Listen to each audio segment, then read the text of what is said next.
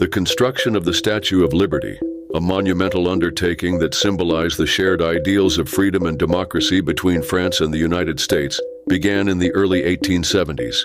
The project was conceived by Édouard de La Boulaye, a French political thinker who saw the statue as a way to celebrate the centennial of the American Declaration of Independence and strengthen Franco-American friendship. French sculptor Frédéric Auguste Bartholdi was commissioned to design the statue, which he titled Liberty Enlightening the World. Bartholdi's design was inspired by the Roman goddess of freedom, Libertas, and featured a robed female figure holding a torch aloft and a tablet inscribed with the date of the Declaration of Independence. The actual construction of the statue was a feat of engineering and artistic collaboration.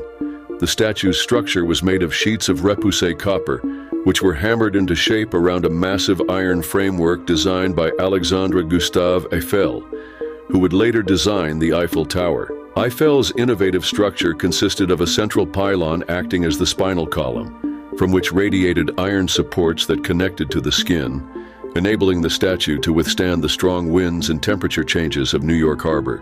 The construction in France took nearly a decade, completed in 1884. Due to financial difficulties in the U.S., raising funds for the pedestal was challenging. American publisher Joseph Pulitzer launched a successful fundraising campaign in his newspaper, appealing to the masses rather than the wealthy, and managed to gather enough contributions to complete the pedestal. Meanwhile, the disassembled statue was shipped from France to New York in 1885 aboard the French steamer Isère, which carried the 350 pieces packed in 214 crates. Upon arrival, the reassembly of the statue began on what was then known as Bedloes Island.